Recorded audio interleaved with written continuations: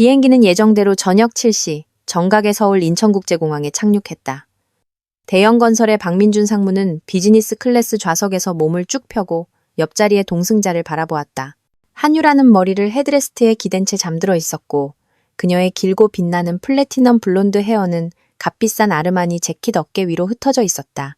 26살의 이 미녀는 일주일간의 빡빡한 독일 출장으로 지쳐 보였지만 잠든 와중에도 40살의 대기업 상무를 미치게 만든 그 세련된 매력을 잃지 않았다. 그녀의 단정한 이목구비, 높은 광대, 도톰한 입술, 그리고 모델 같은 날씬한 몸매는 어딜 가나 남자들의 감탄 어린 시선을 불러일으켰다.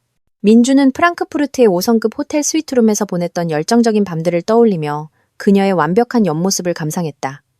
유라는 침대 위에서 진정한 여신이었다. 유연하고 창의적이며 만족할 줄 몰랐다. 그녀는 그가 예전에는 상상도 못했던 황홀경으로 그를 이끌 줄 알았다. 그녀 옆에 있으면 40살의 그는 20살의 혈기 왕성한 청년이 된 기분이었다. 유라 씨, 다 왔어요? 그가 조심스럽게 그녀의 손을 건드렸다. 그녀는 에메랄드빛 눈을 뜨고 오직 그에게만 보여주는 먹잇감을 노리는 포식자 같은 특별한 미소를 지었다. 자신의 가치를 정확히 알고 그것을 얻어내는 방법을 아는 여자의 미소였다. 벌써 집이네. 그녀는 고양이처럼 기지개를 켜며 등을 아찔하게 구부렸고 그 모습에 민주는 숨이 멎을 뻔했다. 꿈 같은 일주일이 지나고 이 잿빛 서울의 일상으로 돌아가기 싫다. 민주는 아내 생각이 나자 익숙한 양심의 가책을 느꼈다. 지연은 분명 집에서 그를 기다리며 그가 좋아하는 저녁을 차려놓고 머리를 빗고 그가 언젠가 예쁘다고 했던 원피스를 입고 있을 것이다. 결혼 5년 차인 그녀는 그의 예측 불가능한 스케줄과 잦은 출장에 익숙해져 있었다. 그녀는 언제나 기쁜 미소로 그를 맞이하고 그의 일에 대해 물으며 그를 챙겨주었다. 하지만 민준의 마음속에는 아내와의 만남에 대한 따뜻한 기대감 대신 익숙한 짜증과 심지어 혐오감마저 자라나고 있었다. 화려한 유라 옆에서 그는 젊고 거부할 수 없는 알파메일, 세상의 정복자가 된 기분이었다. 하지만 집에는 유치원 교사로 일하는 35살 아내의 끝없는 유치원 이야기와 따분한 일상이 기다리고 있었다. 지연에게서는 언제나 아기 비누 냄새와 남의 아이들에 대한 걱정 냄새가 났고 유라에게서는 값비싼 프랑스 향수와 순수한 섹스의 향기가 났다. 아내는 동대문에서 산 평범한 옷을 입었고 A는 유명 디자이너의 명품만 입었다. 지연은 집에서 김치찌개와 불고기를 요리했고 유라와는 서울 최고의 레스토랑에서 저녁을 먹었다. 당신 말이 맞아요, 자기야. 그는 그녀의 부드러운 피부를 즐기며 뺨을 다정하게 쓰다듬었다. 이번 주는 정말 꿈 같은 하루처럼 지나갔어. 영원히 계속됐으면 좋겠는데. 프랑크푸르트 출장은 정말 성공적이었다. 서울 중심부의 새로운 고급 주상복합에 들어갈 독일산 최첨단 전기장비 공급 계약은 무려 2천억 원이라는 어마어마한 금액에 체결되었다. 이는 대형 건설의 막대한 이익을 의미할 뿐만 아니라 민준 개인에게도 약 3천만 원에 달하는 두둑한 보너스를 안겨줄 것이었다. 상무로 2년간 일하면서 그는 유능하고 장래가 촉망되는 직원으로 인정받았다. 민준은 승진을 꿈꿨고 곧 전무로 승진할 것이라고 확신했다. 그의 직속 상관인 이강훈 대표이사는 종종 그에게 중요한 협상을 맡겼고 그의 전문성을 높이 평가했다. 시내로 향하는 넓은 택시 안에서 유라가 그의 어깨에 기댔다. 그녀의 손이 그의 허벅지 위에 놓이자 온몸에 흥분의 파도가 밀려왔다. 민준 씨, 우리 다음엔 언제 봐요? 그녀가 손가락을 살짝 오므리며 나지막이 물었고 그는 쾌감에 신음했다. 내일 저녁에 늘 그랬듯이. 우선 사무실에 쌓인 일부터 처리하고 이사회에 출장 결과 보고도 해야 하거든. 그는 그녀의 손을 자신의 손으로 덮었다. 그리고 모레 괜찮으면 이 대표님 양평별장에 가도 돼. 주말에 벽난로 앞에서 쉬라고 초대하셨거든. 벌써 보고 싶어요. 그녀가 장난스럽게 그의 귓불을 깨물었다. 민준의 몸에 익숙한 달콤한 욕망의 파도가 스쳐 지나갔다. 그는 행복감에 눈을 감았다. 유라와의 관계는 벌써 반년이나 지속되었고 그는 이 관계를 끝낼 생각이 전혀 없었다. 이 여자는 그의 존재의 의미이자 우주의 중심이 되어버렸다. 그녀는 국내 굴지의 협력사에서 최고 경영진으로 일하고 있었다. 그들은 다이아몬드 레스토랑에서 열린 고급 비즈니스 만찬에서 처음 만났고 첫눈에 열정의 불꽃이 튀었다. 유라는 민준이 따분한 결혼 생활에서 그토록 갈망했던 모든 것을 갖추고 있었다. 젊고 야심차고 섹시하며 어떤 실험이나 모험에도 거리낌이 없었다. 그녀와 함께 있으면 그는 40이라는 나이를 잊고 다시 한번 거부할 수 없는 여성들의 마음을 사로잡는 정복자가 된 기분이었다. 침대에서 유라는 진정한 사랑의 여신이었고 만족할 줄 모르며 항상 놀라움과 감탄을 안겨주었다. 민주는 몇 시간이고 그녀의 탄력 있는 젊은 몸을 애무하고 취할 듯한 피부 향기를 맡고 그녀의 열정적인 쾌감의 신음을 듣고 있을 수 있었다. 첫 번째 목적지는 도심 한복판에 있는 유라의 고급 오피스텔이었다. 그녀는 최근에 사랑하는 할머니로부터 물려받은 아파트에 살고 있었다. 이제 유라는 수십억 원에 달하는 부동산의 완전한 주인이었다. 민주는 고풍스러운 스테인드 글라스가 있는 현관까지 그녀를 다정하게 바래다 주었다. 부드러운 가로등 불빛 아래서 그들은 작별의 뜨거운 포옹을 나누었다. 내일 봐요, 내 사랑. 나의 유일한 사람. 유라가 속삭이며 그의 입술에 너무나 열정적으로 키스해서 그는 산소 부족으로 현기증이 날 지경이었다. 내일 봐요, 나의 여신. 민주는 그녀가 무거운 떡갈나무 현관문 뒤로 사라질 때까지 디자이너 스커트 아래로 매혹적으로 흔들리는 엉덩이를 감상하며 오랫동안 서서 그녀의 날씬한 모습을 바라보았다. 그러고 나서 그는 택시 기사에게 노원구에 있는 자신의 집 주소를 말했다. 노원구의 방 3개짜리 월세 아파트는 익숙한 집밥 냄새와 소박한 정적 속에서 민준을 맞았다. 지연은 작은 부엌에 앉아 월간 유아라는 전문 잡지를 생각에 잠겨 넘기고 있었다. 그녀는 3년째 입고 있는 낡고 색이 바랜 홈웨어를 입고 있었다. 머리는 500권짜리 고무줄로 아무렇게나 묶은 포니테일이었고 얼굴에는 화장기 하나 없었다. 지연은 집에서는 편하게 외모에 신경 쓰지 않아도 된다고 생각했다. 들어오는 남편을 보자마자 그녀는 벌떡 일어나 진심으로 기쁜 미소를 지으며 다가왔다. 결혼 5년 동안 그녀는 항상 이렇게 남편의 말을 들어주고 먹여주고 보살펴줄 준비가 된 채로 그를 맞이하는 데 익숙해져 있었다. 여보, 드디어 왔군요.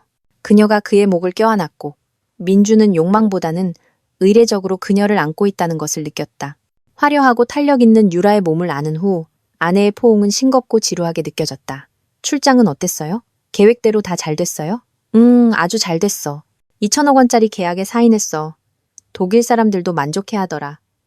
그는 여행 가방을 벽에 세워두고 더 이상의 신체 접촉을 피하려 했으며 부엌으로 들어갔다. 솔직히 개처럼 피곤하네.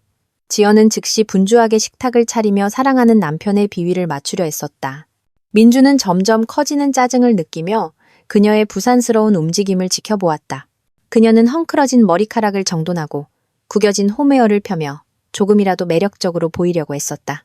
야망 없는 주부의 초라한 몸부림이었다. 당신이 제일 좋아하는 김치찌개랑 불고기 해놨어요. 기억나죠? 얼른 앉아요, 여보. 지금 전자레인지에 데워줄게요. 지연의 목소리는 지나치게 명랑하고 아첨하는 듯 들렸고 이는 그를 더욱 짜증나게 했다. 민주는 식탁에 앉아 일주일 만에 처음으로 거의 과학적인 흥미를 가지고 자신의 법적 아내를 자세히 뜯어보았다. 지연은 한때 정말 아름다운 여자였다. 그가 그녀와 결혼한 이유도 바로 그것이었다. 하지만 결혼 생활의 세월은 무자비한 흔적을 남겼다. 결혼 기간 동안 찐 몇 킬로그램의 군살, 눈가에 잔주름이 자글자글한 피곤한 눈, 근처 쇼핑몰에서 산 평범한 실내복, 매니큐어나 세련된 헤어스타일의 부재, 화려하고 잘 가꾸어졌으며 스타일리시한 유라와 비교했을 때 지연은 야망도 꿈도 삶에 대한 열정도 없는 시골의 회색 쥐처럼 보였다. 당신 유치원은 어때? 그는 최신형 아이폰 화면에 코를 밟고 최대한 무관심하게 물었다. 아주 좋아요. 물어봐줘서 고마워요. 지연은 그의 앞에 김이 모락모락 나는 따뜻한 저녁 식사를 놓으며 활기를 띠었다. 이번 주에 시교육청에서 장학지도가 있었는데 아주 훌륭하게 끝났어요. 우리 원장님도 제 반을 최고라고 특별히 칭찬하셨다니까요. 아이들이 모든 발달 프로그램에서 훌륭한 결과를 보여줬어요. 그녀는 자신의 일에 대해 흥미로운 대화를 기대하며 맞은편에 앉았다. 그리고 저 유아 발달을 위한 현대혁신교육법에 대한 특별 연수 과정에 등록했어요. 토요일마다 교육대학교에서 진행돼서 당신이 힘든 한 주를 보내고 쉬는데 전혀 방해되지 않을 거예요. 민주는 밝은 휴대폰 화면에서 눈을 떼지 않은 채 무심하게 고개를 끄덕였다. 카카오톡에는 이미 유라에게서 온 새로운 메시지가 떠 있었다. 잘 자요, 나의 멋진 왕자님. 열정적으로 키스해요. 당신의 강한 손길이 벌써 그리워요. 내일 당신이 얼마나 나를 그리워했는지 보여줘요. 민주는 익숙한 흥분을 느끼며 재빨리 답장을 보냈다. 물론 보여줄게. 나의 여신. 잊지 못할 밤을 준비해. 미치도록 사랑해. 여보, 혹시 다음 주말에 우리 둘이 어디 하루라도 다녀올까요? 지연이 그의 관심을 끌어보려 조심스럽게 제안했다. 우리 신혼 때처럼 같이 어디 나간 지 너무 오래됐잖아요. 경주에 가서 옛날 절들도 보고요.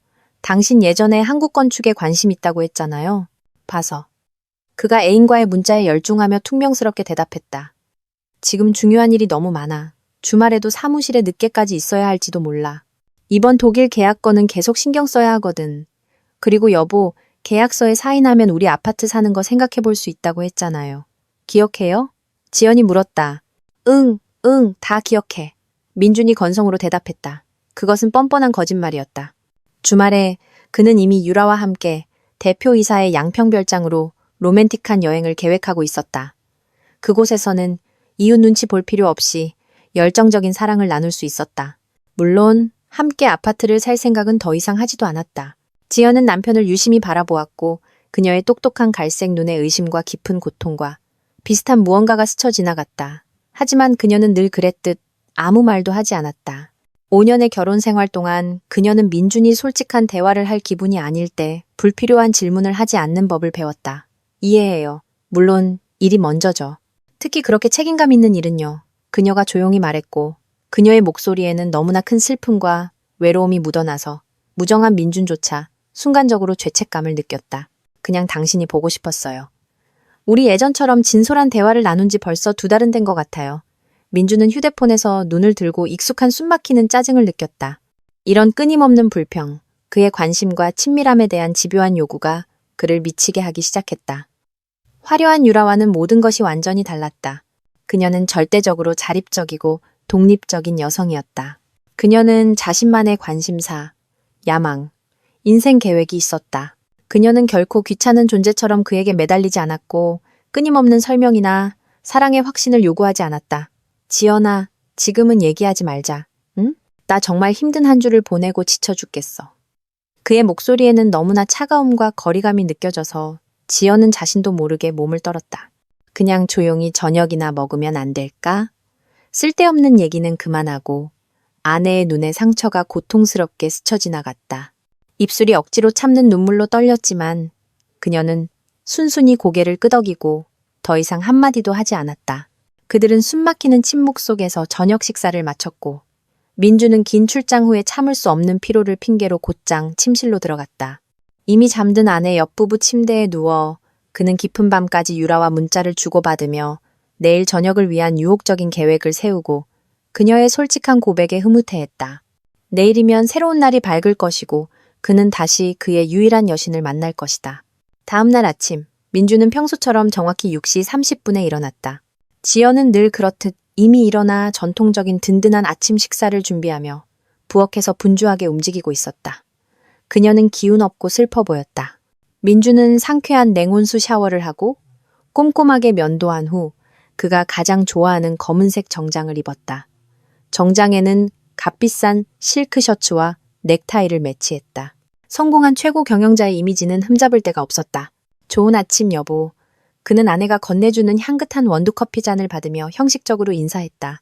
잘 잤어요? 네, 고마워요. 지연이 대답했지만 그녀의 목소리는 부자연스럽게 경직되어 있었다. 그녀는 어제의 상처와 실망을 애써 감추려는 것이 분명했다. 몸은 어때요? 최고야. 새로운 위협을 달성할 준비가 됐지. 그는 과시적으로 파텍 필립 시계를 보았다. 특히 성공적인 거래를 마친 후 자기 자신에게 준 호화로운 선물이었다. 나 지금 급하게 가봐야 해. 오늘 아침에 독일 계약 결과에 대한 중요한 회의가 있거든. 여보. 지연이 갑자기 그에게 다가와 불안하게 거의 두려워하며 그의 목을 껴안았다. 나 당신 정말 사랑해요. 알고 있죠? 그녀의 소심한 손길이 마치 전염병 환자처럼 끈적하고 불쾌하게 느껴졌다. 그는 극심한 어색함을 느끼며 혐오감을 감추려 하지도 않고 재빨리 몸을 떼었다. 물론 알지 여보. 나 정말 중요한 회의에 가야 해. 이사회에 늦겠어. 그의 BMW를 타고 사무실로 가는 길에 민주는 지난 반년 동안 자신의 삶이 얼마나 극적으로 변했는지 생각했다. 따분한 가정생활에 변화를 주기 위한 순진한 불장난으로 시작된 것이 점차 모든 것을 집어삼키는 진정한 열정으로 변해버렸다. 이제 그는 유라를 젊은 시절처럼 진심으로 사랑하게 되었다는 것을 깨달았다. 그녀는 단순한 애인이 아니라 그의 존재의 의미, 우주의 중심, 그가 숨쉬는 공기가 되었다. 그리고 지연과의 결혼은 완전히 무겁고 부담스러운 짐으로 변해버렸고, 그는 오로지 관성과 익숙한 생활 방식을 바꾸고 싶지 않다는 이유만으로 그것을 끌고 가고 있었다. 대형건설은 서울의 비즈니스 중심지인 강남 테헤란로의 초현대적인 유리건물 비즈니스 센터에 위치해 있었다. 민주는 박민준 상무라는 전용 명패가 붙은 지정주차 공간에 차를 세우고 자신있게 정문으로 향했다. 회사에서 2년간 성공적으로 일하면서 그는 아직 최고위직은 아니라는 것을 알면서도 이곳에서 꽤 자신감을 느끼는데 익숙해져 있었다. 상무로서 그는 조만간 승진하여 기업 내 계층 구조에서 자신의 입지를 공고히 할 것을 기대하고 있었다. 건물 입구에는 늘 그렇듯 50대쯤 되어 보이는 건장한 남성인 경비원 김 선생님이 근무하고 있었다. 그는 전직 특전사 출신으로 민주는 항상 그와 친근하게 인사를 나누고 가끔 축구 경기에 대해 이야기하곤 했다. 김 선생님, 좋은 아침입니다. 민준이 습관적으로 재킷 안주머니에서 사원증을 꺼내며 쾌활하게 인사했다. 경비원은 마치 무덤에서 살아 돌아온 시체를 본 듯 이상한 눈빛으로 그를 쳐다보았다. 그의 정직한 눈에는 당혹감, 혼란, 그리고 진심 어린 인간적인 동정이 동시에 스쳐 지나갔다. 박 상무님, 그가 분명히 긴장하며 적절한 단어를 고심하며 말했다. 이런 말씀드리기 정말 죄송합니다만 새로 오신 대표이사님께서 상무님을 회사 안으로 들여보내지 말라고 단호하게 명령하셨습니다. 그 말은 절대적인 침묵 속에서 저격수의 총알처럼 들렸다. 민주는 순식간에 창백해지며 그 자리에 얼어붙었고 얼굴에서 피가 빠져나가고 다리가 풀리는 것을 느꼈다. 죄송합니다만 뭐라고 하셨습니까? 그가 떨리는 목소리로 되물었다. 자신이 잘못 들었거나 경비원이 미쳤다고 생각했다. 무슨 새로운 대표이사요? 도대체 무슨 말씀을 하시는 겁니까? 새로운 대표이사 말입니다. 김 선생님이 어색함을 참으며 민준을 안타까워하며 반복했다. 김진우 대표이사님께서 어떤 이유로든 상무님을 건물 안으로 들여보내지 말라고 하셨습니다. 상무님의 기간제 근로계약이 공식적으로 연장되지 않았고 더 이상 회사 직원이 아니라고 말씀하셨습니다. 민주는 발밑에 땅이 꺼지는 것을 느꼈고 귓가에서 귀가 먹먹할 정도로 윙윙거리는 소리가 나기 시작했다. 김진우, 그는 아내 지연의 친오빠였다. 그가 여기서 뭘 하는 거지? 그리고 근로계약은 또 무슨 상관이야? 김 선생님, 이건 뭔가 끔찍한 실수나 오해일 겁니다. 민주는 필사적으로 자신을 다잡으려 했지만 목소리는 공포에 떨렸다. 저는 이 회사의 상무입니다. 어제 막 독일 출장에서 돌아와 2천억 원짜리 계약을 체결했습니다. 저도 잘 압니다. 박 상무님. 좋은 직원을 진심으로 안타까워하는 경비원이 두 손을 들었다. 하지만 엄격한 명령은 명령입니다. 저는 관련 서류나 허가 없이 아무도 건물 안으로 들여보내지 말라는 지시를 받았습니다. 혹시 경영지원팀이나 법무팀에 전화해 보시는 게 어떻겠습니까? 민주는 떨리는 손으로 휴대폰을 꺼내 그의 직속 상관이자 좋은 업무 관계, 심지어 우호적인 관계를 유지해온 이강훈 대표이사의 번호를 급하게 눌렀다. 길고 단조로운 신호음이 울리다가 이내 감정 없는 자동응답기 목소리가 흘러나왔다. 고객님께서 전화를 받을 수 없거나 통화권 이탈 지역에 있습니다. 그는 말이나 비서에게 전화를 걸어보았다. 받지 않았다. 재무팀장의 번호, 전화기가 꺼져 있었다. 갑자기 민주는 경비원이 한 말의 완전한 의미를 깨달았다. 기간제 근로계약. 정말로 그의 회사와의 계약은 이달 말에 만료될 예정이었지만 그는 그 문서가 자동으로 연장될 것이라고 확신했다. 상무로 2년간 일하면서 그는 오직 좋은 모습만 보여주었고 경영진은 여러 차례 그의 업무에 만족감을 표했다. 지금 김진우 대표이사는 어디에 있습니까? 그는 신경쇠약이 다가오는 것을 느끼며 힘없는 목소리로 물었다. 7층 집무실에 계십니다. 경비원이 대답했다.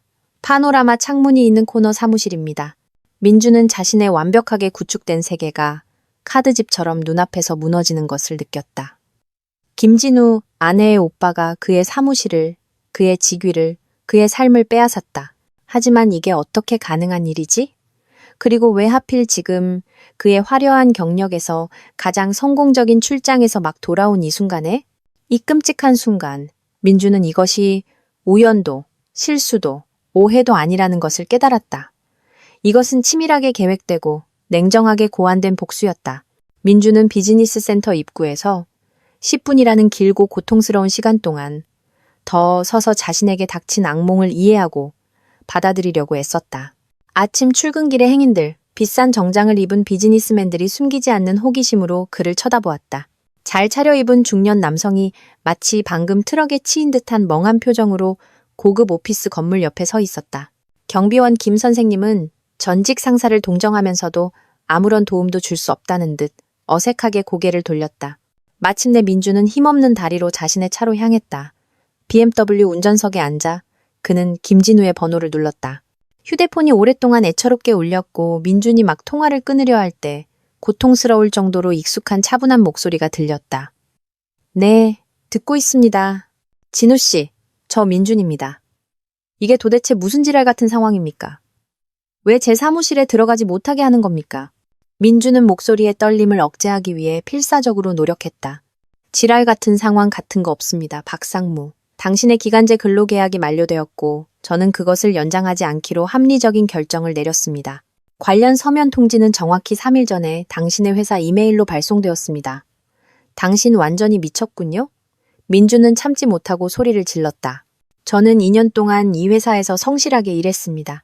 수십억 원의 이익을 가져다 주었고요. 방금 2천억 원짜리 계약을 체결했단 말입니다. 알고 있습니다. 정말 괜찮은 성과였죠. 인정할 건 인정해야죠. 진우의 목소리에는 비꼬는 듯한 아이러니가 분명히 느껴졌다. 하지만 대형건설에서의 당신의 이야기는 영원히, 완전히 돌이킬 수 없이 끝났습니다. 하지만 왜요? 무엇 때문에요? 도대체 무슨 일이 벌어지고 있는 겁니까? 민주는 히스테리 직전이었다. 진우는 처남의 고통의 매 순간을 음미하듯 길고 의미심장한 침묵을 지켰고 그런 다음 천천히 그리고 또렷하게 말했다. 정말 이유를 모르겠습니까? 당신의 양심은 침묵하고 있나요? 그렇다면 당장 집으로 가서 아내와 솔직하게 이야기해 보십시오. 그 대화가 끝나면 많은 것이 분명해질 거라고 생각합니다. 물론 당신에게 아직 솔직함이라는 게 남아있다면 말이죠. 전화가 끊겼다. 민주는 몇 번이고 미친 듯이 다시 전화를 걸었지만 진우는 더 이상 받지 않았다. 집으로 가는 길은 진정한 지옥으로 변했다. 민준의 머릿속에는 가장 끔찍한 생각과 의심이 들끓었다. 진우가 그의 사생활에 대해 무엇을 알 수 있었을까? 그리고 아무 잘못 없는 지연은 무슨 상관이란 말인가? 설마 아내가 무언가 의심하고 있거나 심지어 유라와의 관계를 알고 있는 것은 아닐까?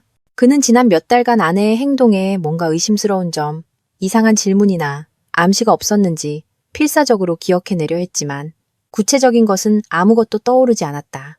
아니면 그저 애인과의 열정에 빠져 알아차리지 못했을 뿐일까? 아파트는 비어 있었다. 지연은 이미 유치원으로 출근한 지 오래였다. 민주는 떨리는 손으로 노트북을 켜고 회사 메일에 접속했다. 정말로 정확히 3일 전 그가 독일에서 인생을 즐기며 호화로운 호텔방에서 유라와 육체적 쾌락에 빠져 있을 때 계약 기간 만료에 따른 근로계약 해지 공식 통지서가 와 있었다. 발신자는 대형건설 HR팀이었다. 서명은 신임 대표이사 김진우였다. 건조하고 관료적인 문구로 회사는 인력 구조 최적화와 전략적 발전 우선순위 변경에 따라 만료되는 계약을 연장하지 않기로 결정했다고 적혀 있었다. 민주는 신경쇠약이 다가오는 것을 느끼며 두 손으로 머리를 감쌌다. 어떻게 그 토대단이 중요한 문서를 놓칠 수 있었을까? 하지만 출장 중에는 업무 메일을 매우 피상적으로 훑어보았고 가장 긴급한 메시지에만 답장했다. 나머지 시간은 화려한 애인과 침대에서 보냈다. 그는 지연의 휴대폰으로 전화를 걸었지만 그녀는 받지 않았다. 그 다음엔 직장으로 전화했다. 손가락이 너무 심하게 떨려서 몇 번이나 번호를 잘못 눌렀다. 햇살 유치원입니다. 이지연 교사입니다. 고통스러울 정도로 익숙한 목소리가 들렸다. 지연아, 나야. 너랑 급하게 심각하게 할 얘기가 있어. 아주 중요한 얘기야. 그는 점점 커지는 공포를 간신히 억누르고 있었다. 여보, 무슨 일이에요? 회사에 있어야 하잖아요. 중요한 회의 있다면서요. 그녀의 목소리에는 놀라움과 불안감이 묻어났다. 나중에 다 설명할게. 언제 집에 올 수 있어? 저녁에나 가요. 저 6시까지 풀타임 근무해요. 오늘 학예회 날이라서요. 아이들이 한 달 내내 준비했어요. 부모님들도 공연 보러 오실 거고요. 도대체 무슨 끔찍한 일이 있었는데요. 나 해고당했어, 지연아. 그는 더 이상 참지 못하고 내뱉었다. 내 오빠가 날 개처럼 대형 건설에서 쫓아냈어. 아주 길고 아주 무거운 침묵이 흘렀다. 하지만 충격적인 소식에 대한 부자연스러운 반응으로 보일 만큼 길지는 않았다. 학예회 끝나자마자 바로 갈게요. 마침내 그녀가 말했고 그녀의 목소리에는 놀라움도 분노도 동정도 전혀 없었다. 오직 깊고 끝없는 피로감만이 묻어났다. 여보, 정말 유감이에요. 그녀의 억양에는 진심 어린 슬픔과 동정이 느껴졌지만 특별한 놀라움은 없었다. 이 점이 민준을 불안하게 했다. 이 끔찍한 날의 남은 시간은 고통스럽고 끝없이 길게 느껴졌다. 민준은 자신의 아파트에서 안절부절못하며 갇힌 짐승처럼 이 방 저 방을 서성였다. 그는 진한 커피를 몇 리터씩 마시고 3년 전 아내의 권유로 끊었던 담배를 연달아 피워댔다. 그는 몇 번이고 유라에게 전화를 걸었지만 그녀는 받지 않았다. 그녀는 바쁜 근무일이었고 동료들 앞에서 그들의 은밀한 관계에 대해 공개적으로 이야기할 수 없었다. 하지만 그는 사랑하는 여자의 지지, 이해, 동정이 절실히 필요했다. 정확히 저녁 6시 30분 아파트 문이 열리고 지연이 들어왔다. 그녀는 매우 피곤해 보였다. 그녀의 눈에는 절망감과 어떤 숙명 같은 것이 익혔다. 마치 매우 불쾌하고 고통스러운 무언가에 정신적으로 대비하고 있는 것 같았다. 왔어요. 그녀는 가을 코트를 벗으며 남편의 정면 시선을 애써 피하며 거의 들리지 않게 말했다. 지연아, 제발 무슨 일인지 설명 좀 해줘. 민주는 심장이 목구멍 어딘가에서 쿵쾅거리는 것을 느끼며 그녀에게 달려들었다. 왜 네 오빠가 날 해고한 거야? 도대체 대형 건설에는 어떻게 나타난 거야? 이게 무슨 악마 같은 짓이야? 지연은 천천히 부엌으로 걸어가 식탁에 앉아 오랫동안 침묵하며 바닥만 뚫어지게 쳐다보았다. 민주는 그녀가 그들의 결혼 생활을 영원히 바꿔놓을 대화를 위해 마음을 다잡고 있다는 것을 알 수 있었다. 진우 오빠는 한 달 전에 대형 건설 대표이사 제안을 받았어요. 마침내 그녀가 바닥에서 눈을 떼지 않고 말했다. 이전 회장이 사업을 매각하고 은퇴하기로 결정했고 새로운 소유주들이 경험 많은 경영자를 찾고 있었어요. 오빠는 아주 성공적인 경영자로 추천받았고요. 네, 오빠가 그런 경험이 어디서 났는데? 민준이 발밑의 땅이 완전히 꺼지는 것을 느끼며 망연자실하게 물었다. 2년 전에 자기 설계 회사를 차려서 대표이사가 됐어요. 대규모 산업시설에 전력망 설계를 해요. 그의 지휘 아래 회사는 수백억 원 규모의 정부 계약을 따냈어요. 그래서 눈에 띄었고 새로운 소유주들에게 추천된 거죠. 그녀는 잠시 말을 멈췄다가 계속했다. 오빠한테는 최시우라는 사업 파트너가 있는데 아주 재능 있고 야심 있는 엔지니어예요. 둘이 같이 사업을 키우고 있죠. 대형 건설의 새 주인들이 대표이사를 찾을 때 흠잡을 데 없는 평판을 가진 성공적인 경영자로 오빠를 추천했어요. 그리고 자기 회사에는 공동 소유주로 남고 최시우 씨가 대표이사로 남았고요. 민주는 현기증을 느끼며 아내 맞은편 의자에 힘없이 주저앉았다. 좋아. 그가 대표이사로 임명됐다고 치자. 그런데 도대체 왜 날 해고한 건데? 난 일도 잘했고 회사의 이익도 가져다 줬잖아? 나한테는 심각한 문제도 없었는데. 지연은 천천히 눈을 들어 너무나 깊은 고통과 실망감으로 그를 바라보았고 민주는 공포에 질려 속이 오그라드는 것을 느꼈다. 왜냐하면 오빠는 당신의 애인에 대해 오래전부터 알고 있었으니까요, 여보. 그 말은 사형 선고처럼 들렸다. 민주는 새파랗게 질렸고 귓가에서 귀가 먹먹할 정도로 윙윙거리는 소리가 나기 시작했다. 무슨 소리야? 무슨 애인? 도대체 무슨 소리 하는 거야? 그는 진심 어린 분노를 연기하려 했지만 목소리는 떨리고 갈라졌다. 한유라. 지연이 아주 차분하게 말했다. 26살, 금발, 테크노라이트 회사의 매니저. 한남동의 할머니에게서 물려받은 오피스텔에 살고 오빠는 당신들 관계를 벌써 3개월이나 알고 있었어요. 민주는 충격으로 다리가 후들거리는 것을 느꼈다. 그녀가 어떻게 그렇게 정확한 세부사항을 알 수 있었을까? 지연아, 나 정말 무슨 말인지 하나도 모르겠어. 내 앞에서 더 이상 거짓말하지 마. 결혼 생활 내내 처음으로 지연이 목소리를 높였고 그 목소리에는 너무나 큰 분노와 고통이 담겨 있어서 민주는 자신도 모르게 움찔했다. 오빠가 시내 최고의 흥신소를 고용했어요. 사진이 수백 장이나 있어요. 그녀는 가방에서 두꺼운 봉투를 꺼내 테이블 위로 힘껏 던졌다. 민주는 점점 커지는 공포 속에서 자신이 카페 입구와 레스토랑 테이블에서 유라를 껴안고 키스하는 모습, 메트로폴 호텔 근처에서 택시에 타는 모습, 독일 호텔의 스위트룸에서 나오는 모습이 담긴 수십 장의 컬러 사진을 보았다. 특히 민망한 한 장의 사진에는 유라가 섹스 후 헝클어진 머리를 정리하고 있었고 그는 셔츠 단추를 잠그고 넥타이를 매고 있었다. 그들의 표정은 그들의 관계의 성격을 의심할 여지 없이 보여주었다. 오빠가 한 달 전에 이 모든 걸 나한테 보여줬어요. 지연이 눈물을 흘리며 계속했다. 내가 내 멋진 남편에 대해 내가 얼마나 비열한 배신자이자 거짓말쟁이와 함께 살고 있는지 모든 진실을 알기를 원했어요. 지연아, 들어봐. 내가 다 설명할 수 있어. 이건 네가 생각하는 그런 게 아니야. 민주는 명백한 사실을 부정하는 것이 무의미하다는 것을 잘 알면서도 더듬거렸다. 이건 바로 내가 생각하는 그대로야. 그녀는 분노와 절망으로 떨며 테이블에서 벌떡 일어났다. 당신은 반년 동안 나를 속였어. 매일 내 눈을 똑바로 쳐다보면서 거짓말을 했어. 우리 공동의 돈을 그 돈에 팔리는 년한테 썼어. 매 순간 나를 모욕했어. 민주는 그녀의 손을 잡으려 했지만 지연은 마치 그가 나병 환자인 것처럼 날카롭게 손을 뿌리쳤다. 내 말 잘 들어. 그가 필사적으로 시작했다. 그래, 나 정말 바람 피웠어. 하지만 그건 아무 의미도 없어. 그냥 섹스 오락 스쳐 지나가는 유희일 뿐이야. 넌 내 법적 아내고 난 널 사랑해. 사랑한다고? 지연의 목소리에는 씁쓸한 아이러니가 담겨 있었다. 당신은 어제 저녁에 일주일 만에 만났는데도 나랑 제대로 대화조차 못했어. 몇 달째 나랑 잠자리도 피하고 있잖아. 나를 귀찮은 짐짝처럼 쳐다보고. 사실이 아니야. 그럼 왜 모든 걸 알았을 때 나한테 아무 말도 안 했어? 왜 모르는 척 했어? 난 아직 모든 걸 바로잡을 수 있다고 생각했어. 믿고 싶지 않았어. 하지만 그러다 깨달았지. 아니라는 걸. 그리고 여보, 제발 거짓말 좀 그만해. 나도 눈이 있어. 그녀는 테이블에서 사진 한 장을 집어들고 그의 코앞에서 흔들었다. 자세히 봐. 당신이 그녀를 어떻게 쳐다보는지. 당신이 마지막으로 나를 그렇게 쳐다본 게 언제야? 언제 마지막으로 그렇게 다정하고 열정적으로 나를 만져줬어? 이제 아무것도 구할 수도 붙일 수도 없어. 나도 더 이상 원하지 않아. 전혀 원하지 않아. 민주는 사진을 보고 더 이상 논쟁하는 것이 완전히 무의미하다는 것을 깨달았다.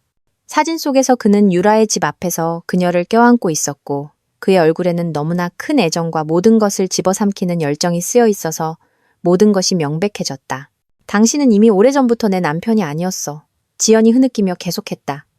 당신은 나와 한 아파트에 살면서 나를 무료 가사 도우미처럼 이용하는 낯설고 차가운 사람이야. 나는 요리하고 빨래하고 청소하고 당신을 돌보는데 그동안 당신은 젊고 예쁜 여자를 만나 비싼 선물을 사주고 있었지. 민주는 세상이 무너져 내리는 것을 느꼈다. 모든 것이 동시에 일어났다. 경력의 붕괴, 가정의 파탄, 그의 존재의 의미를 이루던 모든 것의 상실. 지연아, 제발. 우리 모든 걸 바로잡을 수 있어. 그가 필사적으로 애원했다. 나 당장 그녀와 모든 관계를 끊을게. 머릿속에서 지워버릴게. 우리 처음부터 다시 시작하자. 로맨틱한 휴가를 가자. 네가 원하는 건 뭐든지 사줄게. 너무 늦었어. 지연이 눈물을 닦으며 조용하지만 단호하게 말했다. 나는 이미 최종 결정을 내렸어. 내일 바로 이혼 신청할 거야. 그 후 며칠, 몇 주는 민준에게 끔찍한 악몽의 연속이었다. 그는 무너진 삶의 잔해 속에서 무엇이든 구해보려 필사적으로 애썼지만 상황은 시간마다 급속도로 악화될 뿐이었다.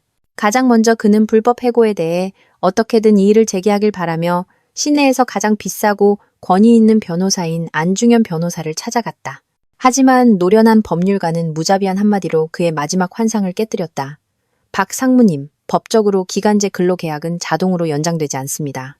고용주는 특히 새로운 경영진이 인력 구성과 발전 전략을 근본적으로 바꾸기로 결정했다면 계약을 갱신하지 않을 완전한 법적 권리가 있었습니다. 소송은 전혀 의미가 없습니다. 당신은 확실히 패소할 것이고 돈만 낭비하게 될 겁니다. 지연은 관할구청에 이혼 신청서를 제출했고 동시에 남편의 집을 나와 유치원 근처에 작은 원룸 오피스텔을 얻었다. 부부에게는 공동자녀가 없었고 함께 모은 재산도 없었기 때문에 아파트는 월세였고 차는 결혼 전에 민준 명의로 되어 있었다. 이혼 절차는 적어도 형식적인 법적 관점에서는 최대한 빠르고 고통 없이 진행될 것으로 보였다. 난 당신한테서 아무것도 필요 없어요. 그녀는 자신의 몇 안 되는 짐을 여행 가방에 챙기며 차갑게 말했다. 그저 당신이 내 인생에서 완전히 사라지고 다시는 당신을 떠올리게 하지 않았으면 좋겠어요. 민주는 유라의 집 근처, 그들이 즐겨 찾던 아늑한 카페에서 유라를 만났다. 그는 지난 며칠간의 재앙적인 사건들에 대해 자세히 이야기하며 사랑하는 여자에게서 지지와 이해, 동정을 필사적으로 기대했다. 하지만 그녀의 반응은 그가 예상했던 것과는 전혀 달랐다. 민준 씨, 당신에게 그런 심각한 문제가 생겨서 정말 유감이에요. 그녀가 메뉴판을 보면서 무관심하게 말했다. 하지만 이제 구체적으로 뭘 할 생각이에요? 당신은 일자리도 안정적인 수입도 완전히 잃었잖아요. 새로운 직장을 구할 거야. 이전보다 더 좋은 곳으로. 민주는 자신도 믿지 않으면서 그녀를 안심시키려 애썼다. 나는 풍부한 실무 경험과 업계의 넓은 인맥, 훌륭한 평판을 가지고 있어.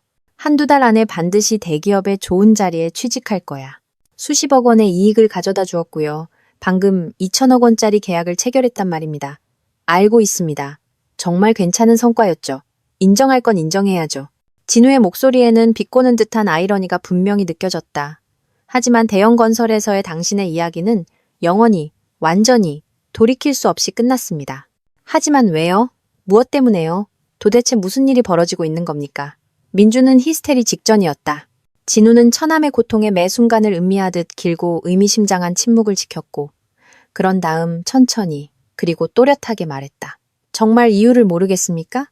당신의 양심은 침묵하고 있나요? 그렇다면 당장 집으로 가서 아내와 솔직하게 이야기해 보십시오. 그 대화가 끝나면 많은 것이 분명해질 거라고 생각합니다. 물론 당신에게 아직 솔직함이라는 게 남아있다면 말이죠. 전화가 끊겼다. 민주는 몇 번이고 미친 듯이 다시 전화를 걸었지만 진우는 더 이상 받지 않았다. 그건 당신의 개인적이고 의식적인 선택이었어. 하지만 우린 서로 사랑하잖아. 우리 진지한 관계였잖아. 유라는 시선을 돌리고 오랫동안 침묵하며 분명 가장 외교적인 단어를 고르고 있었다. 그러고 나서 천천히 말했다. 민준 씨, 우리 솔직하고 현실적으로 이야기하자. 나는 나를 서울 최고의 레스토랑에 데려가고 까르띠에 보석을 선물하고 해외 출장에 데려가는 대기업에 성공하고 유망한 상무와 만났어. 그런데 지금 당신은 전망도 안정적인 수입도 없는 40대의 실업자 이혼남이야. 차이점을 알겠어? 이건 완전히 다른 이야기야. 그 말은 복부를 강타하는 물리적인 타격보다 더 고통스러웠다. 그럼 넌 나를 돈, 지위, 가능성 때문에만 사랑했다는 거야? 민준이 쉰 목소리로 물었다. 물론 그것 때문만은 아니지. 유라가 무심하게 어깨를 으쓱했다. 당신은 나이에 비해 외모도 괜찮고 사회생활도 잘하고 잠자리도 잘하잖아. 하지만 솔직히 말해서 진지한 관계에서는 물질적 안정과 사회적 지위도 매우 중요해. 나는 실패자와 내 인생을 엮을 생각이 없어. 그녀는 우아하게 테이블에서 일어나 최근 그의 생일 선물이었던 값비싼 에르메스 핸드백을 집었다. 나 중요한 약속이 있어서 가봐야 해. 행운을 빌어요, 민준 씨. 당신이 괜찮은 직장을 찾길 진심으로 바랄게. 민주는 카페에 완전히 혼자 남아 그녀의 뒷모습을 바라보며 자신의 존재의 마지막 버팀목이 무너지는 것을 느꼈다. 단 일주일 만에 그는 모든 것을 잃었다. 명예로운 직장, 충실한 아내, 열정적인 애인, 사회적 지위, 재정적 안정, 미래에 대한 계획. 그의 안락한 삶이라는 화려한 카드집은 완전히 무너져 내렸고 그는 폐허 속에서 완전히 혼자가 되었다. 고통과 굴욕의 한 달이 꼬박 지났다. 이혼이 구청에서 공식적으로 처리되었고 지연은 법적으로 자유로운 여성이 되었다. 민주는 예전에 방 3개짜리 월세 아파트에 남았지만 이제는 월세 150만 원을 혼자서 감당해야 했고 이는 급격히 줄어드는 그의 재정 상태에 심각한 타격을 주었다. 새로운 직장을 찾는 것은 그가 악몽 속에서조차 상상했던 것보다 훨씬 더 어렵고 고통스러웠다. 민주는 완벽한 이력서를 작성하여 수백 개의 대기업과 중소기업에 보냈고 모든 가능한 전문 사이트와 커뮤니티에 구인 광고를 올렸다. 하지만 결과는 참담했다. 그는 정중하지만 단호한 거절을 받거나 이전보다 훨씬 낮은 직급에 급여는 2, 3배나 적은 제안을 받았다. 점차 그는 김진우가 전기기술업계라는 좁은 전문가 집단 내에서 그의 직업적 평판을 깎아내리기 위해 체계적이고 계획적으로 모든 노력을 기울이고 있다는 것을 깨닫게 되었다. 모두가 서로를 알고 있었다. 정보와 소문은 번개 같은 속도로 퍼져나갔고 대형 건설의 새로운 소유주의 영향력과 인맥은 민준이 예상했던 것보다 훨씬 광범위했다. 대형 건설사인 중앙건설의 한 면접에서 인사 담당자인 김나리 부장은 그에게 거리낌 없이 말했다. 박민준 씨, 저희가 전문 커뮤니티에서 당신의 추천서를 꼼꼼히 확인했습니다. 대단히 유감스럽게도 전 동료와 파트너들로부터 매우 엇갈리는 평가를 받았습니다. 당신이 신뢰할 수 없는 직원이며 기업 윤리를 위반하고 개인적인 목적으로 직위를 남용하는 경향이 있다고들 하더군요. 그건 뻔뻔한 중상모략이고 흑색선전입니다. 민준이 얼굴로 피가 쏠리는 것을 느끼며 분개했다. 구체적으로 누가 그런 말을 했습니까?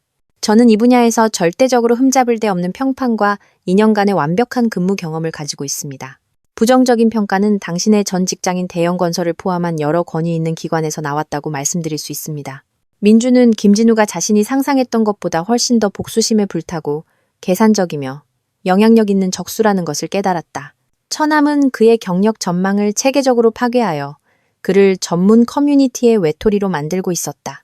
결국 2개월간의 고통스러운 구직 활동과 수백 번의 거절 끝에 은행 계좌의 돈이 재앙적으로 바닥나기 시작했을 때 민주는 서울 외곽의 한 쇼핑센터에 있는 대형 전자제품 매장 테크노월드의 컨설턴트라는 굴욕적인 직책을 받아들일 수밖에 없었다. 월급은 이전 수입의 5분의 1에 불과한 250만 원의 판매 실적에 따른 아주 적은 수수료가 전부였다. 그 일은 그의 수준과 야망을 가진 사람에게는 단조롭고 지루하며 정신적으로 굴욕적이었지만 다른 대안은 전혀 없었다. 한편 지연의 사생활은 고통스러운 이혼 후에도 점차 안정되고 새로운 색깔을 띠기 시작했다. 첫 몇 주는 정말 끔찍하게 힘들었다. 그녀는 불면증에 시달렸고 5년간의 결혼 생활이 파탄난 것에 대해 자책했으며 자신이 내린 결정이 옳은지에 대한 의심에 시달렸다. 유치원 동료들은 그녀를 곁눈질하고 등 뒤에서 수군거리며 자극적인 세부 사항을 논의했다. 그들의 보수적인 교육계 환경에서 이혼은 꽤 드문 일이었고 항상 불건전한 관심을 불러일으켰다. 하지만 점차 지연은 결혼 생활의 마지막 몇 달을 망쳐놓았던 끊임없는 거짓말, 긴장, 굴욕이라는 무거운 짐이 어깨에서 내려가는 것을 느꼈다.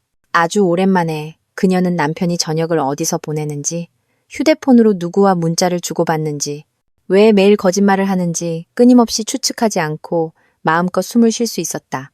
진우는 정기적으로 여동생을 방문하여 정신적으로나 물질적으로 그녀를 모든 면에서 지원하고 새롭고 작은 아파트에서 쇼핑과 소소한 수리를 도와주었다.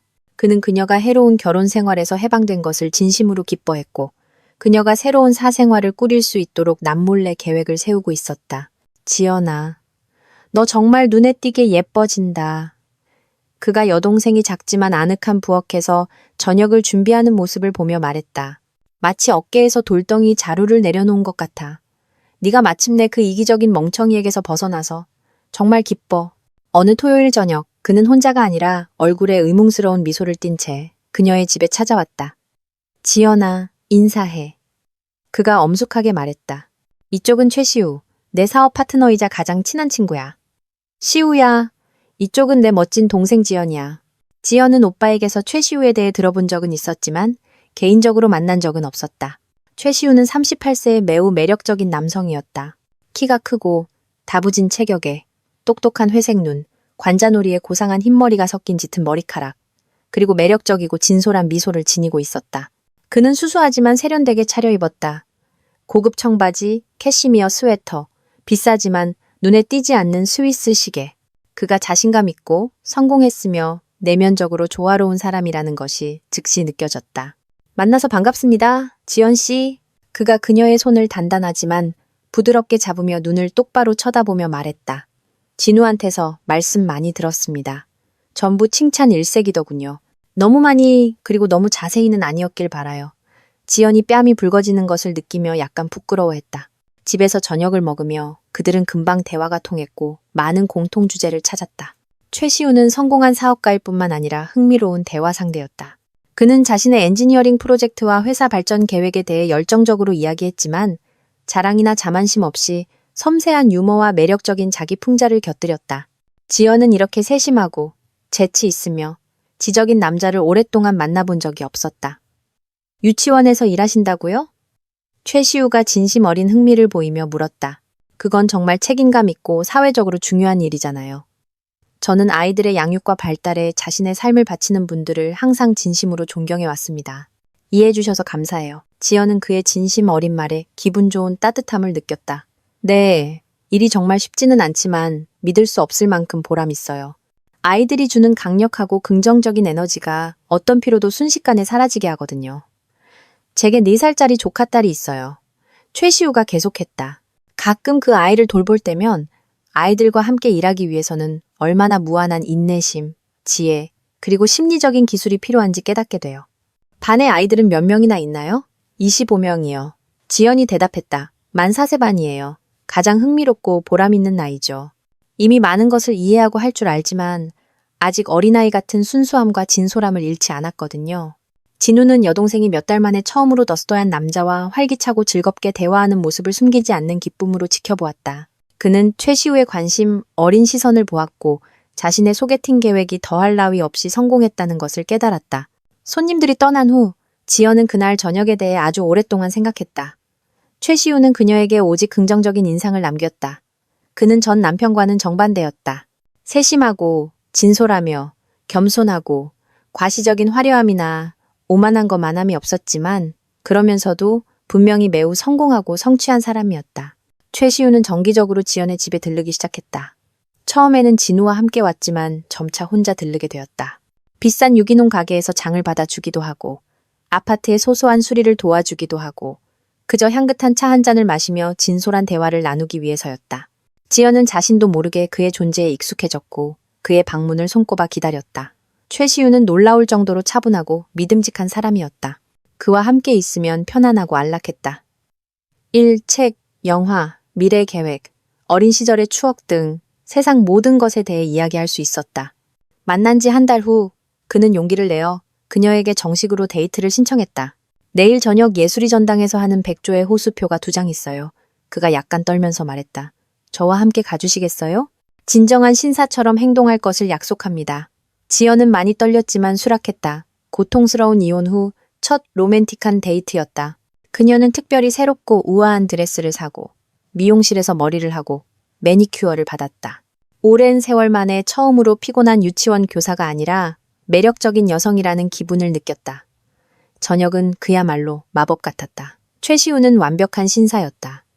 그는 화려한 흰장미 꽃다발을 선물하고 물품 보관소에서 옷 입는 것을 정중하게 도와주고 발레와 음악에 대한 그녀의 의견을 주의 깊게 들어주었다. 공연이 끝난 후 그들은 밤늦게까지 서울 시내를 산책하고 아늑한 프랑스 카페에서 크루아상과 커피를 마시며 동이 틀 때까지 이야기를 나누었다. 지연 씨, 그가 그녀를 현관까지 바래다주며 말했다. 당신과 함께 시간을 보내는 게 정말 즐겁습니다. 당신이 저를 좋은 친구 이상으로 생각해 주길 바라도 될까요?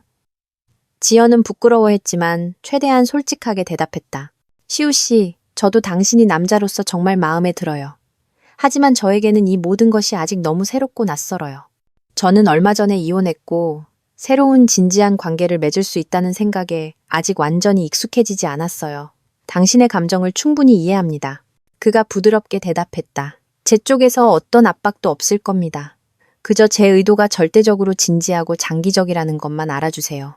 그는 그녀의 뺨에 부드럽게 키스하고 떠났고 지연은 기쁨에 두근거리는 심장과 삶이 다시 밝은 색채와 의미를 되찾고 있다는 느낌과 함께 남겨졌다. 그들의 관계는 발전했다. 최시우는 서두르지 않고 지연에게 새로운 감정에 익숙해지고 첫 남편의 배신으로 인한 고통을 완전히 잊을 충분한 시간을 주었다. 그는 믿을 수 없을 정도로 인내심 있고 이해심이 많았는데 이는 이기적인 민준과는 근본적으로 달랐다. 한편 민준은 그의 인생에서 가장 끔찍하고 굴욕적인 시기를 겪고 있었다. 전자제품 매장에서의 컨설턴트 일은 매 순간 그의 정신을 짓눌렀다. 매일 그는 매장에 서서 종종 기술에 대해 자신보다 훨씬 잘 알지 못하면서도 거만한 태도와 노골적으로 무례한 말을 내뱉는 고객들과 정중하게 대화해야 했다. 젊은이, 이 텔레비전이 우리 집 거실에 정말 맞을 거라고 확신해요? 밍크 코트를 입은 어떤 부유한 서울 사모님이 까다롭게 물었다. 그리고 40세가 넘었고 얼마 전까지만 해도 수십억 원 규모의 대기업에서 일했던 민주는 인내심 있게 미소를 지으며 기본적인 것들을 설명해야 했다. 특히 고통스럽고 굴욕적인 것은 쇼핑센터에 가끔 들르는 전 동료나 사업 파트너들과의 우연한 만남이었다. 그들은 그를 알아보고 어색하게 인사를 건네고 그러고 나서 오랫동안 고개를 저으며 다른 지인들과 그의 환상적인 추락에 대해 숨기지 않는 악의적인 기쁨으로 이야기했다. 민준아, 너 여기서 뭐해? 그의 전 부하였던 이철수 씨가 상품 진열대 뒤에 있는 민준을 보고 놀라서 물었다. 이거 아르바이트야? 일하는 중이야. 민준이 부끄러움에 뺨과 귀가 달아오르는 것을 느끼며 퉁명스럽게 대답했다. 설마 대형 건설은 어쩌고? 거기서 상무였잖아. 쫓겨났어. 말도 안 돼. 뭐 때문에? 이야기가 길어. 가족은 어때? 아내는? 아이 계획은?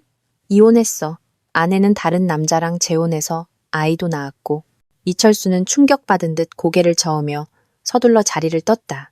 그리고 민주는 이 대화의 증인이 된 다른 손님들의 호기심 어리고 동정적인 시선을 오랫동안 느꼈다.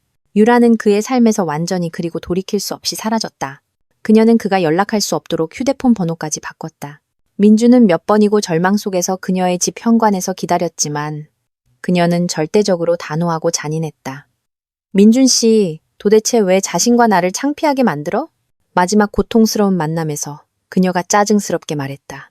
우린 완전히 헤어졌어. 당신의 지금 사회적 수준에 맞는 다른 사람을 찾아. 유라야, 나 널 정말 사랑해. 우리 반년이 너한테는 아무 의미도 없었어? 그는 그녀의 손을 잡으려 했지만 그녀는 혐오스럽다는 듯이 몸을 피했다. 의미 있었지, 물론. 그녀가 얼음장 같은 목소리로 대답했다. 꽤 즐겁고 편안했어. 하지만 인생은 가차없이 흘러가고 나는 내 젊은 시절을 완전히 실패한 사람한테 낭비할 생각이 없어. 민주는 그녀를 영원히 그리고 완전히 잃었다는 것을 깨달았다. 아름답고 야심 있는 그녀는 월세방에서 잠자는 판매 컨설턴트와 결코 운명을 엮지 않을 것이다. 그는 고통과 절망을 달래기 위해 술을 마시기 시작했다. 처음에는 조금씩 저녁에만 잠들기 쉽고 수많은 문제를 생각하지 않기 위해서였다. 그러다 알코올은 삶의 필수품이 되었다. 힘든 근무일 후에 맥주 1병, 그 다음엔 2병, 주말에는 독한 소주. 아파트 이웃들은 그가 술에 취해 슬픈 음악을 크게 틀고 유라와의 옛 사진을 보며 울부짖을 때 내는 소음과 고함에 대해 관리사무소에 정기적으로 불평하기 시작했다. 그들의 첫 로맨틱한 데이트 후 4개월이 지나 최시우는 지연에게 공식적으로 청혼했다. 그 일은 따뜻한 가을 햇살을 즐기며 일요일 산책을 하던 서울숲 공원에서 일어났다. 지연 씨. 그가 오리가 떠다니는 그림 같은 연못가에 멈춰서서 말했다. 남은 인생을 당신과 함께 보내고 싶습니다. 저와 결혼해 주시겠어요? 그는 주머니에서 너무 비싸지는 않지만 매우 아름답고 흠잡을 데 없는 취향으로 고른 멋진 반지가 담긴 하트 모양의 우아한 상자를 꺼냈다. 지연은 놀라움과 행복, 그리고 벅차오르는 감정의 눈물을 흘렸다. 네. 그녀가 기쁨의 눈물 사이로 속삭였다. 물론이죠, 네. 사랑해요. 저도 사랑해요. 최시우가 그녀의 약지에 반지를 부드럽게 끼워주며 대답했다. 저도요? 지연이 말했다. 그들은 한 달 후에 결혼했다. 결혼식은 작고 아늑한 레스토랑에서 가장 가깝고 소중한 사람들만 모시고 따뜻하고 진심 어린 분위기에서 치러졌다. 진우는 신부 측 증인으로서 자랑스럽게 역할을 수행했다. 그는 여동생이 그렇게 기뻐하고 사랑에 빠지고 젊어진 모습을 보고 무한히 행복했다. 네가 마침내 진정으로 가치 있는 남자를 만나서 정말 기쁘고 자랑스럽다. 그가 축하연에서 지연에게 말했다. 시우는 황금 같은 마음을 가진 사람이야. 그는 너를 보석처럼 아끼고 소중히 여길 거야. 최시우는 지하철역에서 멀지 않은 고급 지역에 넓은 방 3개짜리 아파트를 소유하고 있었고 지연은 자신의 비좁은 스튜디오에서 기꺼이 그의 집으로 이사했다. 오랜 세월 만에 그녀는 진정으로 필요하고 사랑받고 보호받는다고 느꼈다. 지연아, 내 사랑. 남편이 그들의 첫날 밤에 그녀에게 부드럽게 키스하며 말했다. 네가 이것만은 확실히 알았으면 좋겠어. 나에게 너는 이 세상에서 가장 아름답고 놀라운 여자야. 그리고 나는 우리가 함께하는 매일매일 네가 행복할 수 있도록 모든 노력을 다할 거야. 지연은 자신을 진정으로 소중히 여기고 존중하며 숭배하는 남자의 가슴에 꼭 안겨 벅차오르는 행복에 울었다. 첫 남편으로부터 받은 오랜 세월의 무관심, 거짓말, 배신 끝에 그녀는 마침내 자신을 진심으로 그리고 헌신적으로 사랑하는 단 한 사람을 만났다. 결혼 후 정확히 3개월이 지나 지연은 이상한 불편함과 쇠약을 느꼈다. 처음에는 유치원에서 과로해서 그런 것이라고 생각했다. 가을 독감이 유행하면서 교사들의 부담이 상당히 늘어났기 때문이다. 하지만 아침 메스꺼움이 일주일 내내 계속되고 생리가 늦어지자 그녀는 예방검진을 위해 산부인과를 찾기로 결심했다. 검사 결과는 그녀에게 완전한 충격이었다. 그녀는 임신했다. 이건 불가능해요, 의사 선생님. 그녀가 경험 많은 의사에게 당황하며 말했다. 저는 5년 동안 결혼 생활을 했어요. 첫 남편과 계속 아이를 가지려고 노력했지만 아무것도 되지 않았어요. 많은 의사들이 제게 생식 기능에 심각한 문제가 있다고 말했어요. 아마도 체외 수정을 해야 할 거라고. 의학은 정확한 수학과학이 아닙니다. 환자분. 의사가 현명하게 미소 지었다. 때때로 여성의 몸은 적절한 시기, 적절한 파트너, 그리고 적절한 심리적 상태를 끈기 있게 기다립니다. 만성 스트레스, 잘못된 관계, 심리적 트라우마, 우울증. 이 모든 것이 임신 능력에 근본적으로 영향을 미칠 수 있습니다. 진심으로 축하드립니다. 아기가 생길 겁니다. 지연은 완전한 행복감과 황홀경에 빠져 집으로 돌아왔다.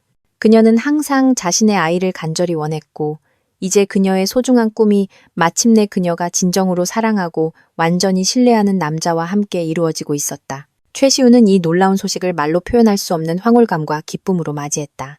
지연아, 내 사랑. 이건 내 인생 최고의 선물이야. 그가 아내를 번쩍 들어올려 넓은 거실을 빙빙 돌며 외쳤다. 우리는 이 세상에서 가장 행복하고 다정한 부모가 될 거야. 진우 역시 곧 사랑하는 삼촌이 된다는 소식에 완전히 황홀해했다. 드디어 우리 작은 가족에 기다리고 기다리던 새 식구가 생기는구나. 그들이 그에게 멋진 소식을 전했을 때 그가 여동생에게 기쁘게 말했다. 아기는 네가 그 이기적인 개자식 민준이랑 살았던 그 심리적인 지옥이 아니라 진정한 사랑, 보살핌, 안정의 분위기에서 자랄 거야. 어느 날 민준은 카페에서 유라와 마주쳤다. 유라야, 어디 갔었어? 그가 당황하고 애처롭게 물으며 테이블로 다가가 의자에 앉았다. 저리 가, 민준 씨. 나 사람 기다리고 있어. 나 새로운 진지한 관계 시작했어. 민준은 목구멍으로 덩어리가 치밀어 오르는 것을 느꼈다. 새로운 관계. 그렇게 빨리? 민준 씨, 우리가 완전히 헤어진 지 벌써 그렇게 많은 시간이 흘렀어. 그녀가 짜증스럽게 대답했다. 나도 수녀가 아니잖아. 평생 독신으로 살겠다고 서약한. 그 행운아는 누군데? SK그룹의 아주 높은 직급의 최고 경영진이야. 유망하고 야심 있는 32살의 젊은 남자지. 유라가 자랑스럽게 대답했다. 어떤 사람들과는 달리 그는 빛나는 미래와 안정적인 수십억 원의 수입을 가지고 있어. 그 타격은 특히 잔인하고 고통스러웠지만 민주는 그녀에게 죽은 사람에 대한 충성을 요구할 도덕적 권리가 없다는 것을 이해했다. 그는 자신의 거짓말, 안정과 사회적 지위를 보장할 수 없는 무능력으로 그들의 관계를 스스로 파괴했다. 마치 그녀의 말을 증명이라도 하듯 카페로 새로운 흰색 BMW가 도착했다. 그 안에서 젊은 남자가 내렸다. 유라는 즉시 활기를 띠고 미소를 지었다. 차에서 완벽한 고급 정장을 입은 키 크고 다부진 남자가 내렸다. 그는 성공한 알파메일의 위험 있는 자세와 날카로운 시선을 가지고 있었다. 그는 카페로 들어왔다. 안녕, 자기야. 그가 유라의 입술에 열정적으로 키스했다. 민주는 고통스러운 질투와 부러움을 느꼈다. 이 남자는 누구야? 민준 씨, 내 전 남자친구야. 유라가 최대한 무관심하게 대답했다. 이제 막 영원히 떠나려던 참이었어. 남자는 민준을 대놓고 경멸적인 시선으로 훑어보았다. 값싼 SPA 브랜드. 재킷부터 낡은 청바지와 다른 신발까지. 알았어. 자리 비워, 친구. 그리고 더 이상 눈에 거슬리게 하지 마. 민준은 고통스럽게 주먹을 쥐었지만 어떤 소동도 이미 재앙적인 상황을 악화시킬 뿐이라는 것을 잘 알고 있었다. 그는 말없이 카페를 나갔다. 민준이 전 애인에게 또 다른 타격을 받은 그 불운한 일요일. 그의 굴욕과 실망으로 가득 찬 잔을 넘치게 한 마지막 한 방울이 된 사건이 일어났다. 그는 일을 마치고 낡은 국산차를 타고 가고 있었다.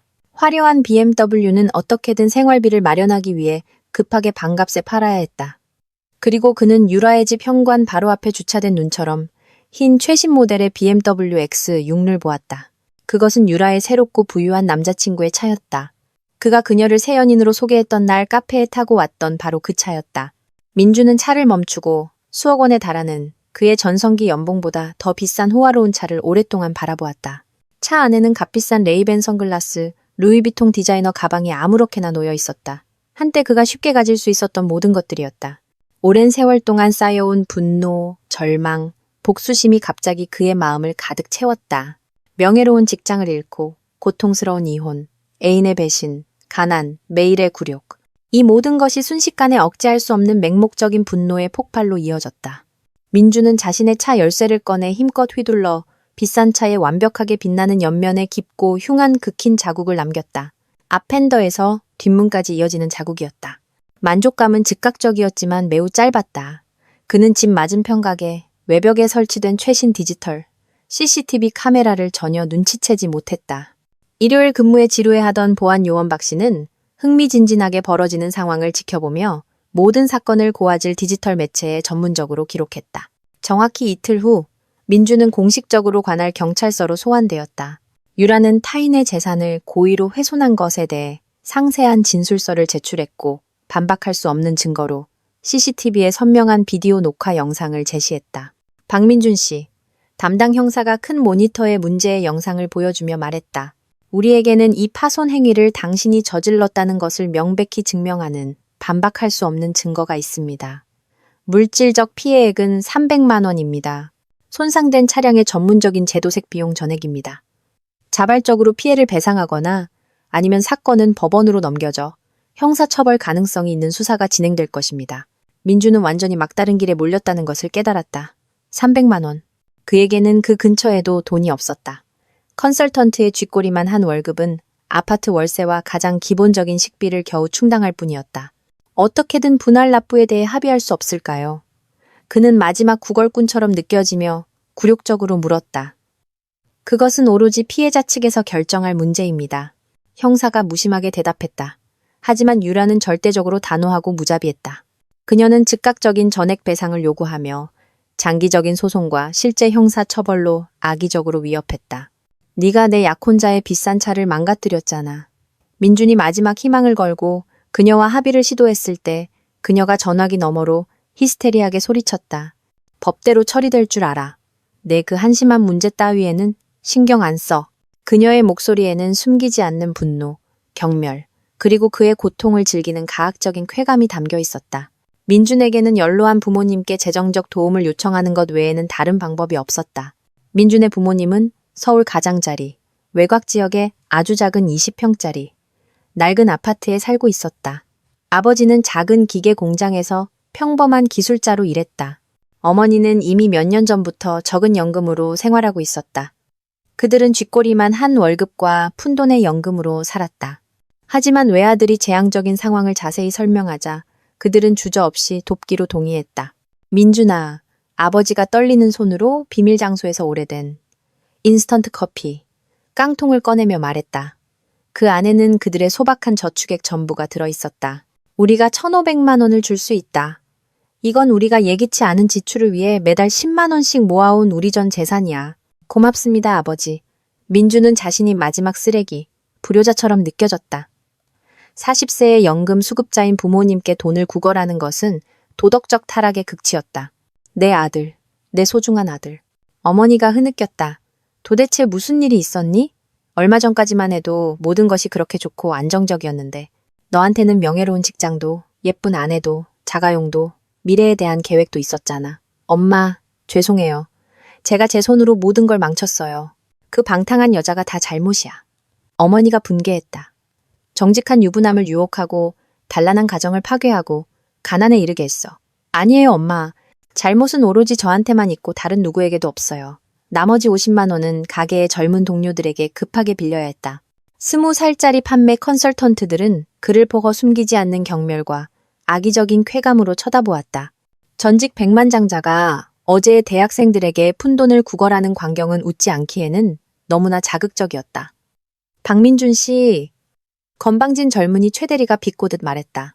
혹시 야간 청소 아르바이트라도 하시는 게 어때요? 예를 들어 바닥 청소부 같은 거요. 일주일에 추가로 10,000원 정도 벌 수 있을 텐데. 유라는 피 같은 돈을 받고 그의 인생에서 흔적도 없이 완전히 사라졌다. 그리고 민주는 빚과 함께 당장 새로운 저렴한 주거지를 찾아야 하는 절박한 상황에 놓였다. 부모님은 그에게 잠시 자신들의 집으로 들어오라고 제안했다. 아들, 어머니가 말했다. 쓸데없이 걱정하지 마.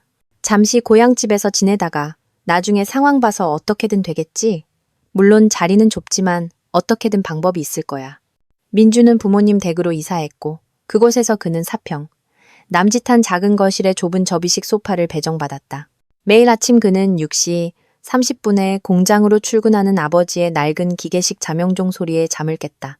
매일 저녁 그는 쇼핑센터에서의 굴욕적인 일을 마치고 돌아와 성공했던 아들이 어떻게 그렇게 재앙적으로 추락할 수 있었는지 이해하지 못하는 부모님의 동정과 고통으로 가득 찬 시선을 보았다.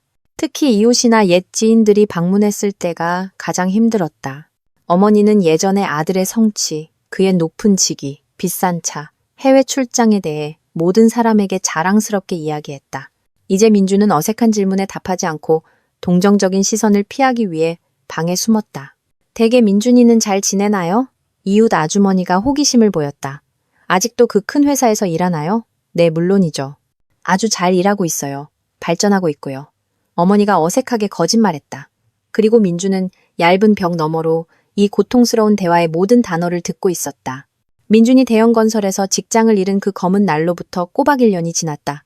그동안 그의 삶은 완전히 알아볼 수 없을 정도로 변했다.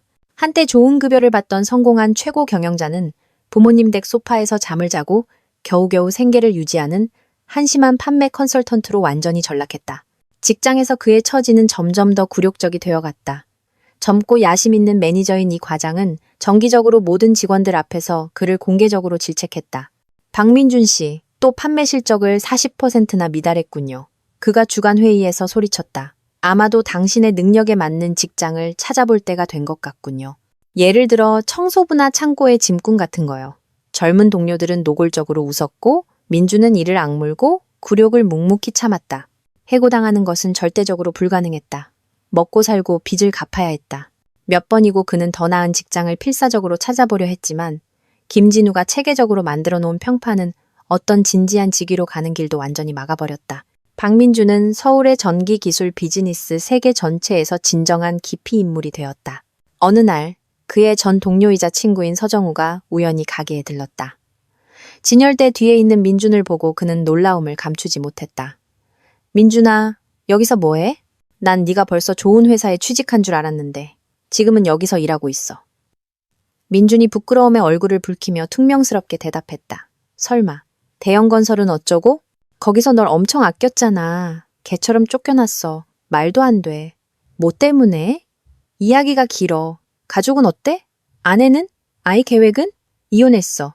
아내는 다른 남자랑 재혼해서 아이도 낳았고 서정우는 충격받은 듯 고개를 저었다. 세상에 운명이 이렇게 꼬일 수도 있구나. 힘내라 친구. 어떻게든 헤쳐나가겠지. 그는 서둘러 자리를 떴고 민주는 동료들의 호기심 어린 시선을 오랫동안 느꼈다. 한편 지연은 그녀의 인생에서 가장 행복하고 빛나는 시기를 보내고 있었다.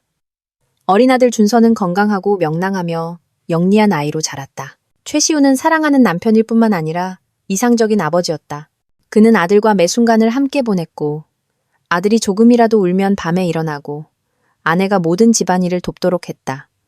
봐, 나한테 어떻게 반응하는지. 6개월 된 준서가 아빠에게 통통한 손을 기쁘게 뻗자 최시우가 감격했다. 자기 아빠를 알아보는구나? 당연히 알아보죠. 지연이 웃었다. 당신이 준서랑 그렇게 많은 시간을 보내잖아요. 준서가 사랑과 보살핌의 분위기에서 자랐으면 좋겠어. 최시우가 진지하게 대답했다. 부모님이 자기를 끔찍이 사랑한다는 걸 항상 알게 하고 싶어. 최시우와 진우의 사업은 급속도로 발전했다. 그들의 설계 회사는 새로운 국제공항의 전력망 설계라는 명예로운 정부 계약을 따냈다. 500억 원 규모의 대규모 거래였다.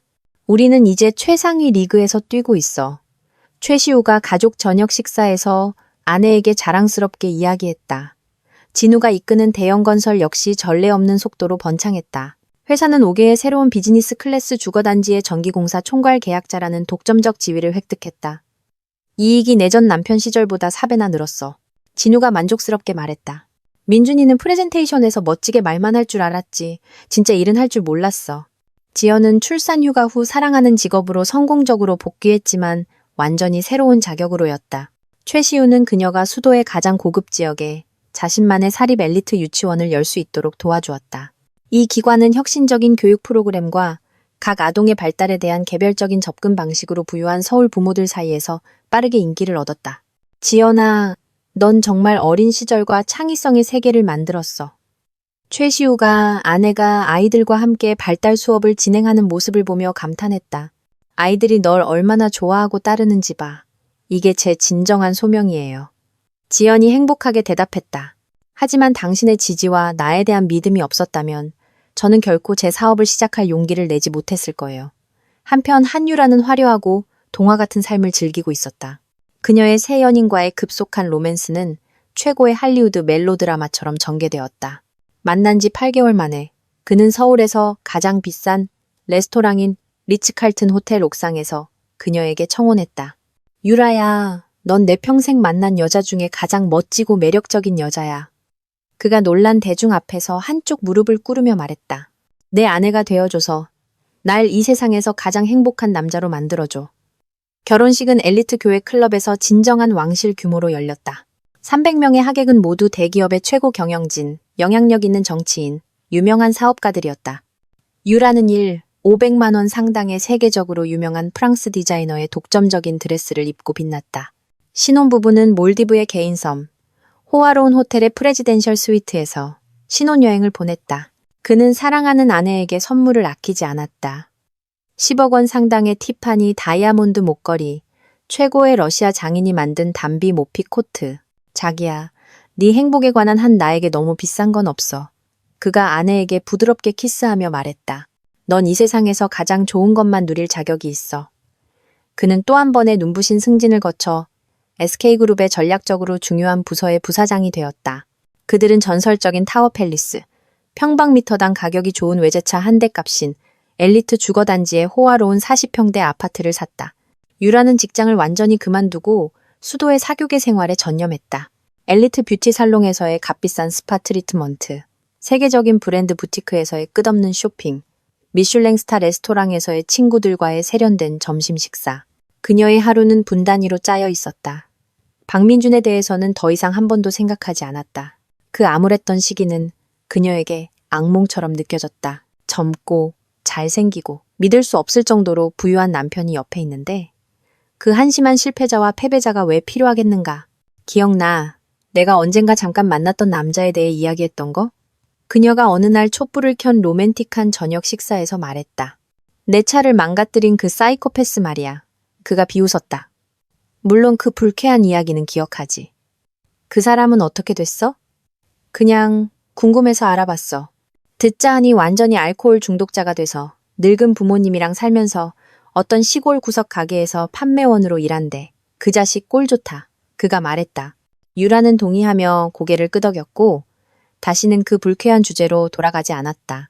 박민주는 그녀의 화려한 삶에서 완전히 그리고 돌이킬 수 없이 사라졌다. 어느 추운 1월 저녁 붐비는 버스를 타고 부모님 댁으로 돌아가던 민주는 공원 옆에서 고통스러울 정도로 익숙한 모습을 우연히 보았다. 지연은 겨울 추위로부터 따뜻하게 감싸인 고급 유모차 옆에 서 있었다. 그녀 옆에는 성공한 사람의 자신감 있는 자세를 한 우아한 캐시미어 코트를 입은 최시우가 있었다. 그들은 무언가에 대해 즐겁게 대화하고 있었고 그들의 행복한 웃음소리는 버스 유리창을 통해서도 들렸다. 민주는 다음 정류장에서 뛰쳐나와 눈 덮인 버스 정류장 뒤에 숨었다. 그는 이혼 서류를 정리한 이후 거의 2년 만에 전 아내를 보았다. 지연은 그야말로 놀라울 정도로 멋져 보였다. 잘 가꾸어지고 우아하며 내면의 행복으로 빛났다. 그녀는 값비싼 밍크 코트, 우아한 겨울 부츠, 세련된 핸드백을 걸치고 있었다. 모성, 사랑, 그리고 재정적 풍요가 그녀를 완전히 알아볼 수 없을 정도로 변모시켰다. 최시우는 무언가를 열정적으로 이야기하고 있었고 지연은 민준과의 결혼 생활에서는 오랫동안 웃지 않았던 진심으로 기쁘게 걱정 없이 웃었다. 그러고 나서 그는 유모차 안을 부드럽게 들여다보며 아기 다묘를 조심스럽게 고쳐주었다. 우리 작은 장군은 어때? 민준이 그의 다정한 목소리를 들었다. 산책하다가 춥지는 않았어? 아니, 아주 괜찮아. 지연이 대답했다. 대신 얼마나 건강한 홍조가 생겼는지 몰라. 신선한 공기가 아이한테 좋잖아. 정류장에 검은색 SUV가 도착했다. 최시우는 아기를 안고 아내에게 정중하게 문을 열어주고 그녀가 편안하게 앉도록 도와주고 아들은 그녀 옆아기 시트에 앉히고 유모차는 넓은 트렁크에 조심스럽게 실었다. 이 모든 것을 그는 너무나 진심 어린 다정함, 보살핌, 그리고 애정으로 했기 때문에 민주는 잃어버린 것에 대한 날카로운 질투와 후회로 가슴이 아팠다. 화려한 차는 추운 공기 속에 배기가스만 남기고 떠났다. 그리고 민주는 자신이 가장 가깝고 소중한 사람을 배신하지 않았더라면 가질 수 있었을 그 가정의 행복과 안녕을 방금 목격했다는 것을 깨달으며 눈 속에 서 있었다.